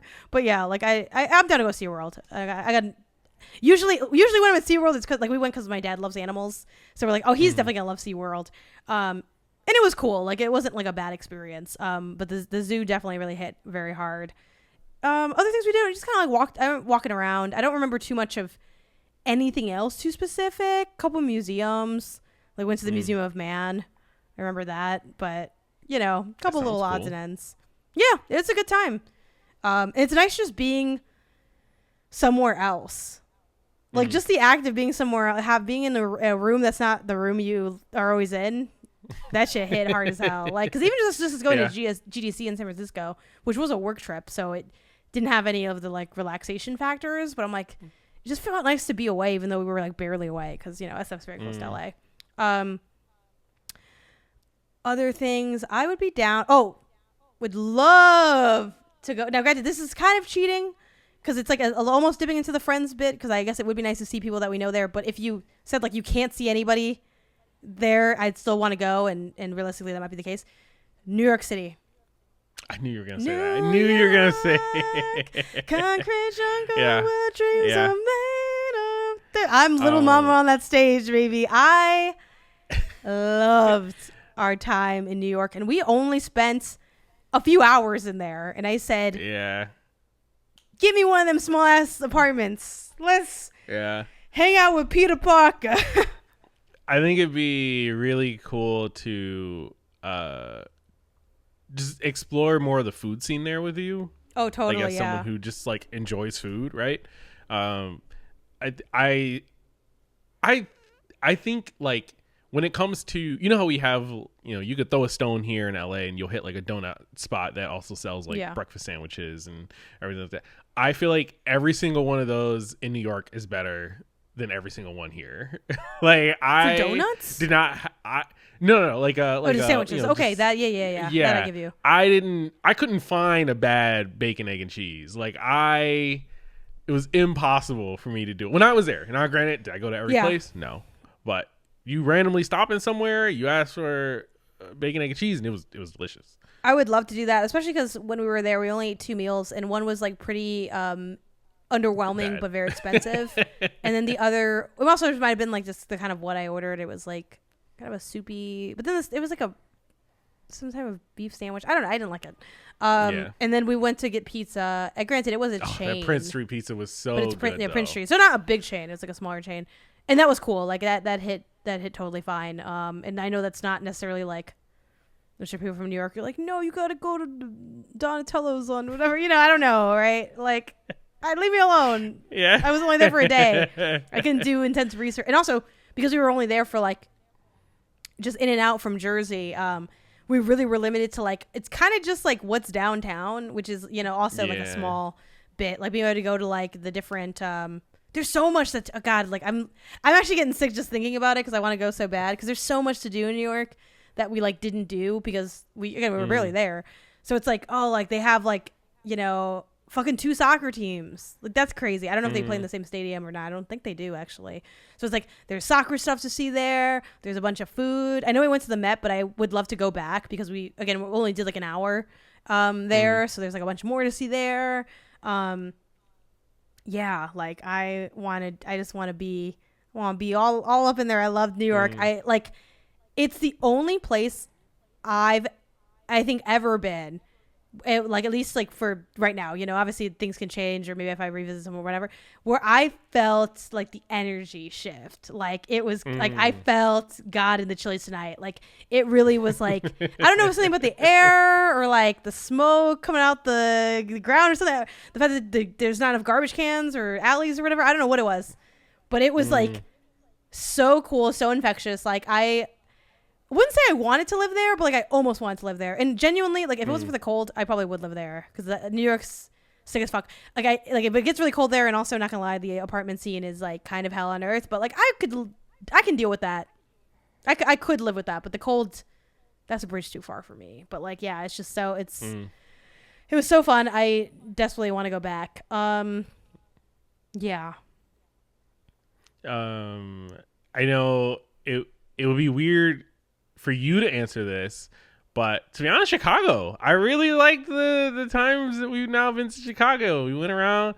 It's something about being in a city that you can like public trans around. You get on the train, you go where you want to go. There's tons of stores and shops and coffee places and game store. Like I think there's a lot to do there. And it reminds me a little bit of home. I know you hate that, but it's like what Buffalo could be. That I'll take. The Isaiah walking around saying this looks like Buffalo. This is just like Buffalo. So respectfully, no, it's not. It's like just because so we both have. It is. Similar like class structures at times. It's like and some of the architecture is similar. But yeah, like I obviously love Chicago. I grew up there. It's a cool city. It's also too cold. Victim of being too cold. Another reason that I have very much enjoyed my life on the West Coast. For that is a main factor. But I mean, it's what's fun. We'll see. I mean, in particular, I like going to Chicago now with other people. Like, I know there's a chance I might like do some work stuff there later this year, and that'll be fun. To be with like work people. Like I enjoy it more with other people. I don't know that I would like how I would feel doing it alone. Like I don't think it's like a place that I would get a lot of excitement from on my own, only because it's like even the stuff that's different feels the same, which is kind of hard to explain. But like I could go to a restaurant I've never been to, which I did do. Like we went to Pequod's. Believe it or not, I never went to Pequod's, having lived there. And Pequod's is awesome. That was really go good. back to Pequod's. Yeah, it was great. But even though it was new, it was still the same. And even though there's stuff that like I don't know, like I just feels like it's I've replayed being there enough that on my own I wouldn't really want to do it. But with you, it's fun because like it less. So inherently, there's even like with us having gone once for a long trip and then another time for like a quick one. It's still like you can know the scene and the neighborhoods and the areas and stuff is really fun.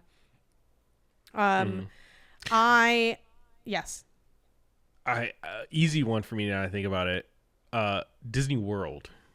Oh yeah. Yep. Oh, and not only also, and I know maybe people will say I'm cheating by adding in these extra things like while I'm there, I go to these places I've never been, kind of thing. But the Epic Universe specifically, which like is that just like Universal like got like expanded? Is that what Epic Universe is? I have no idea. Let me look it up. Yeah, it's Universal Epic Universe. Yeah, well, it officially opened in 2025, so I guess Before that, there wasn't one there. What is this all about? Is it just... I don't really know, but I hear it's sick. It looks sick. I don't know. Someone once said... this is where they have the How to Train Your Dragon, Super Nintendo World. Yeah. Blah, blah, blah. Yeah, and it's like... It's the fourth park at Universal... I'm just looking at Wikipedia now. It's the fourth park at Universal Orlando Resort. And I don't know, people are saying it might be kind of sick. So it's like, while we're there... yeah, I think that'd be really fun. Disney's just a good-ass cool time. Like... I'm sorry, I know it's like the basic take. Yeah. But those Disney adults are fucking on to something. Like, you know what I mean? It's like, damn, this should be you him. You kind of gotta have the sauce to get the Disney adults, you know? It's fun being there. And I'm not gonna lie, I feel like I'm like really leaning into the millennial cringe of it, because I already have this Pandora bracelet, which is an insanely millennial object to have. But then it's like the more millennial version of that object, Disney themed Pandora bracelet. I fear she's not coming soon, but she's definitely on the list. Like, if I fill this up, because my order of operations is fill this up. Once it's full, I'm gonna get another one, and then I'm gonna make it. I think what my idea is, I have to solidify it, but the idea I'm playing with is travel versus like just like stuff I like, or like me core stuff or whatever. So like I would put all of my travel stuff, you know, on like one, and then I would move like the Chicago charm to like another one, and then maybe add in like some hobby charms. And I also do want to get some LA charms, but I live here, so it's like, oh, so then one of the things we'll also have maybe like the places I've lived. So I thought it could be fun to get like to put San Francisco, Chicago, LA, and Iowa on a charm, like have it on a have that be on a bracelet. Even a Pandora in Iowa. Wow. It's not meant to be a slight. The whole state, Isaiah. You think that whole state of Iowa doesn't have a Pandora? Let's find out. I'll look. I feel very confident there's a Pandora, definitely in Iowa. I don't know how many. And I don't think they have like city specific charms. That might be a stretch, but they do have some state stuff for sure. Do they not? Am I gonna eat crow here? I'm getting a little nervous. I feel like, let's see. I feel like every state probably has a Pandora store Nebraska. in it. Why did you search that way? Why not just like go to the map and then go to Iowa? I'm on the map, but I'm like going around. Yeah. All right. There's one in Des Moines. But yes. Des Moines. I don't expect you to know how to say that without having ever read it, to be clear. Coralville. Okay, there's a couple. Okay. There's any a other handful. ones? Just out of curiosity, I don't know how hard it is for you to like look at them. Those are the only two. Yeah, because that's a different. Yeah, I only see those two. Okay, Coralville is near Cedar Rapids. I kind of know where that is. Okay, yeah. So, on that note, though, while we're in the topic of Iowa, I would want to go back to Iowa to show you my college, which is a little bit, again, kind of cheating on the revisit, but I went to Cornell College in Mount Vernon, Iowa, so we could go there. We can go to, and then I would just pair that as like a big Midwest trip. It's like, okay, we can do like, you know, my college town. We'll hit up Iowa City. We'll go to Des Moines, I guess, for the Pandora store or whatever. Even though, honestly, with the charms they have, like with how they do the charms, because I don't think they have exclusives like that. Like I think it's just like probably just the Iowa State like flag or the bird or like a thing of court, like, you know, it's probably something just general. I can probably just order that online. I think that's just to be, you know, in keeping with the vibes. It'd be nice to get at the store, but like I don't think they're gonna have exclusives, but they might. I don't know. Maybe I would engrave it or something, you know, like what. Des Moines not that far from Des Moines, Iowa City, and my college are all like not that far from each other, because I did my my half marathon. The first half marathon I did was in Des Moines. So yeah. So we'll do that, kind of a, and then on a related note, but kind of I think really counts. I would love to go to Milwaukee again. So I don't know how much, you know, a lot of these things, obviously, no shit, I'd be doing them with you because we're together. But like, I don't know how much you would like Milwaukee, because one thing I like about Milwaukee, it has like a cool beer scene, and you're not into beer, so I don't know if you'd be like, like, you know, I mean, there's still other cool stuff, I feel like, so I'm sure you'd be fine, but. I'm totally fine to go to beer towns and stuff like that. Like usually, you know, maybe they have like a craft soda or something that I can drink, or some other like cool non-alcoholic like drink, like local kind of drink that I could try, or have fun with, like They do just have because the I don't drink cheese a lot of stuff, beer too. But you're also not a big cheese man. Yeah, I'm not You're a little big cheese picky man. on the cheese, but the I cheese don't like curds are funky really good. cheeses. They I have like non-funky cheese. I cheeses like cheese too. curds. Cheese curds are really. Have you ever had them in Wisconsin? No. Then you ain't never really have them, because the cheese curds everywhere else are tasty like shit. They really do. Like they're ass everywhere else. Like, but yeah. So we'll do that, and then we'll hit a Minnesota. We'll do a whole like Midwest thing. You know what's funny too? Let me. This sounds like an ad, but I have to look something up now for like the Midwest. How do I spell this? And then where is it? God, is it in Iowa? We had an ad on MinMax. I have to find it, for like Pocahontas County or something. It's like some place that has like big kaleidoscopes. It's like a really small town. They basically like advertise. It's like it was like a tourism ad. You know how there's like tourism ads? It was that. But let me make sure I'm getting the right spot. I'm guessing it'll be in the links. I fear I'm getting a little bit off topic, but we can throw that in there too. Like a giant rubber band ball kind of. It's that kind of style? town, yeah. It's that kind of vibe. I'm wondering. Oh, here it is. Yeah, Pocahontas County, Iowa. Let me see how far this is from my college. I don't think it's very far, so we're in luck. And that's honestly a little bit for the memes. And the like, it'd be fun to put in Slack that we went, and then to also see like where our sponsorship came from. So let me see what they were. I hear about it not every week, but we've had it for a couple weeks. It's a 3-hour drive from my college, so we'll be popping around. We'll get that rental, and we'll just start seeing what the watch out when we park the car. You know what I mean? Because Midwest might get a little spicy. I don't know, but I think we'll be okay. Yeah, we'll do that. So that'll be a fun revisit. I don't think I have too many other ones. I have gotten, had the privilege to travel quite a bit, but that only goes so far. I'm open to going back to like Paris. I went there in high school. It definitely, it's not like high on my list. But again, the soccer element, PSG, sure. That would be really dope. That's gotta hit. Yeah. I don't care what they're charging. I'm paying it. Like, that would be fun. I'm sure as soon as we leave, I'm gonna be like, I want to go back to Japan. Like, I feel like that's gonna be a future definitely place.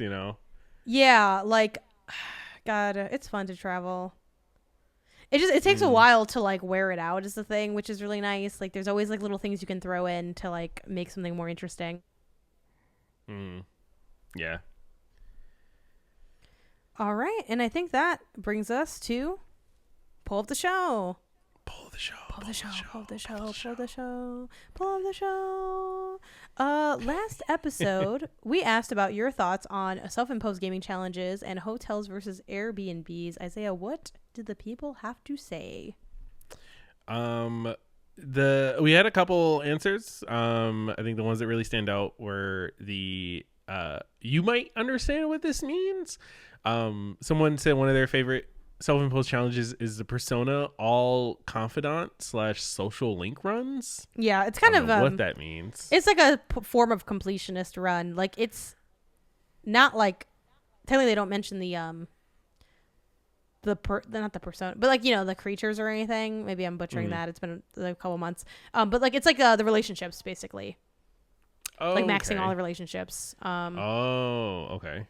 Oh, that's gotta be really hard because like it's time based too, right? Like, yeah, it's really perfectly. You gotta be really on it. And there's certain confidants. I don't know if they're thinking about just Persona, like which one. They just say Persona in general. But in Persona 5 Royal specifically, there are certain confidants that you like don't even get until later. So it's really hard to like reach max level with them because it's like, well, you have like 5 days, so I don't know, figure it out. So it can be done, friends. But yeah, at least I think it can be done. The same people have the same beef with like relationship level can also be involved with like if you want to romance somebody and they're like, oh, it's really hard to romance this one character because they like barely know who you are. So it's like but yeah, those are tough. Another one that I think would be incredibly hard, just given the very nature of the game, is Sifu, no shortcuts and no deaths. Like that's honestly insane. Like, who wrote in with this? Like, that sounds Blessing wild. and Tim Geddes, or there's like 3 other people who like that game a lot. Kind of funny. No, literally, because like, nah, I could never. Though maybe I should. No, actually, no. I'm like, maybe I should try Sifu again. I remember Sifu was like kind of too hard for me. I'm like, I won't let you have that one. No, I realized it was way too hard for I'm me. full. I'm okay. And then this one, they wrote in mainly only Deus Ex. I'm gonna expand that to any of the like Dishonored kind of challenge runs where it's I forget what you call those types of games. Like, you know, that Deathloop, like the immersive sim. You can do so many just like cool limitations on yourself in those games. Yeah, Dishonored, like to my a really good one. Games I want to play that don't have anything to do with work, really. It's good. Dishonored 1 I thought was really good. I haven't played 2 yet. Really? I'm sure I feel like I hear 2 somewhere. is the like, maybe I'm misremembering, but I feel like people say 2 is the best one. It could be. I wouldn't be surprised. If they just build on top of 1, then, I might be yeah, misrepresenting the situation. It's hard to really remember. Good. It doesn't come up too often. And then for the not games, we asked, when you travel, are you generally staying in Airbnbs or hotels? And 100% hotels. Our community is fully in on the hotel life. No more couch surfing. No more doing janky Airbnb. Oh, can I check in? Can I check out? Oh, I need the code. I forgot this or forgot that. Nah, we're adults and we're living like adults now, checking into hotels. I like that. I hope that we can do that more, but I don't know. I fear we have a couple of Airbnbs of our sleep. But again, I stand by the Airbnb in the right context. Sometimes it's necessary. Like, I remember when I went to Napa, like, there's not really like that many hotels even there, especially if you want to be able to like easily get to the train that like goes for like we did the wine train there. Mm-hmm. I'd also be open to maybe going to Napa again. It was like fun. I feel like you like wine. Okay, could be a nice spot to be. Also, they have that tea train. Like a white. The tea train would probably hit for me. Yeah. You saying I like a white? It's like something like Scott coated. I like a white. Kind of has an oaky afterbirth to it, you know. Yeah.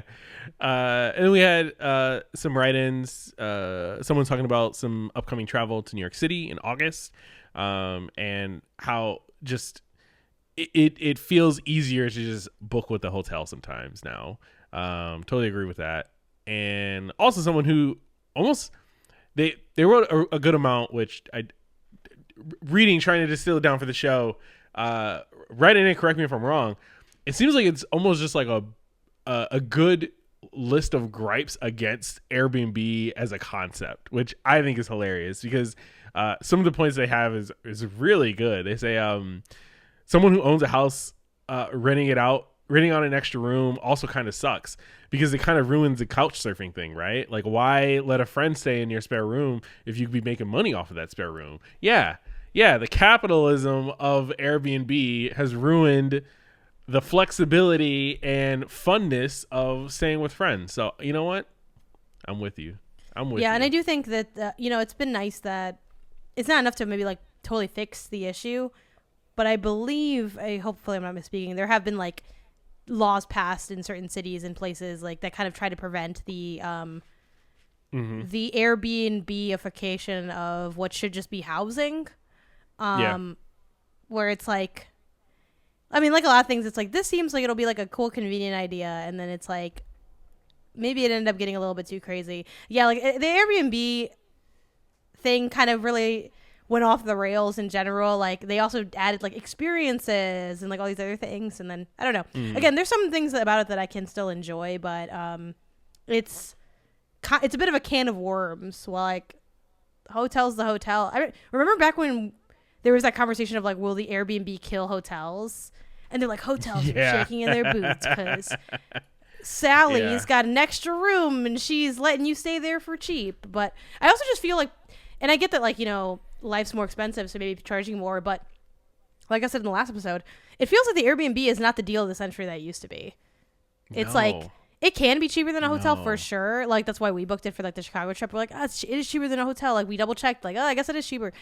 But it's like, it's not that much cheaper. While like, I remember even just, not to be like, you know, old man, a few years ago, but genuinely like in 2019, 2020, I think it was 2019 actually, when we did that Airbnb in LA, similar setup, a room that had a bathroom. Correct me if I'm wrong. I feel like that was like $80 a night, maybe less. It felt like it was peanuts versus like what we, you know, the Chicago trip was not like super, super cheap. And it also was equally not that much access to stuff. Like, it felt like we got away with like a few $dozen and a smile, you know, at the Airbnb in LA. Maybe we just got lucky and found a really good one or something. But it's not what it used to be. This week, what are we thinking asking people? This week, I think we're going to go through and kind of just ask people, like, what are some of their most, like, replayed games, rewatched movies and shows, reread books, kind of run the gamut and see what everyone else's kind of run it back history is like. Nice.